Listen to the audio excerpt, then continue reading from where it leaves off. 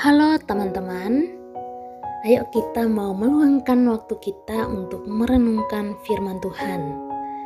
Nah teman-teman, apa yang kita lakukan jika ada orang yang berbuat jahat kepada kita?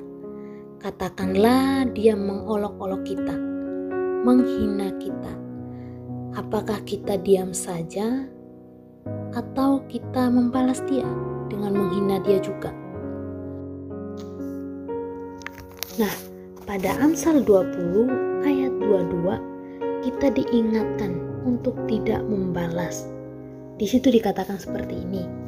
Janganlah engkau berkata, aku akan membalas kejahatan. Nantikanlah Tuhan, Ia akan menyelamatkan engkau. Nah, apabila ada orang yang memperlakukan kita dengan tidak baik, yang jahat kepada kita, pasti kita sakit hati, ya kan? Tidak enak. Nah, kalau kita mengalami ini, apa yang harus kita lakukan? Apakah kita membalasnya?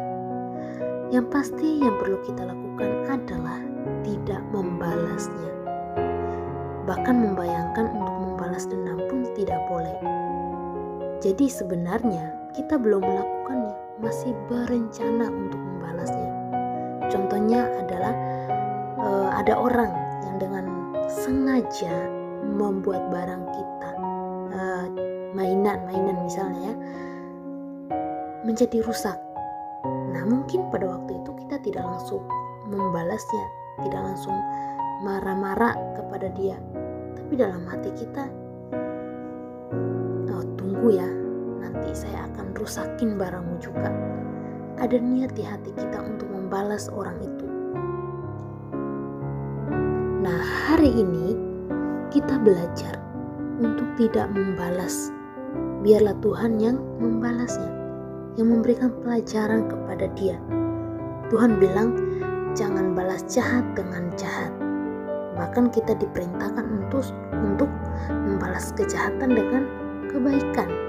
Jadi kalau ada orang yang jahat sama kita, memperlakukan kita dengan tidak baik, dengan tidak adil, pasti membuat kita sakit hati, dan itu sangat tidak mudah ya.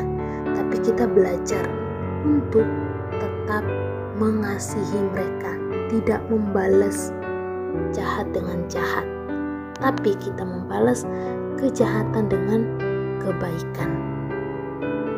Kita harus memberi pengampunan kepada orang yang menyakiti kita itu. Kiranya Tuhan Yesus menolong kita untuk mau belajar tidak membalas kejahatan dengan kejahatan, tetapi kita membalas kejahatan dengan kebaikan, dan tetap mengasihi orang yang menyakiti kita. Amin.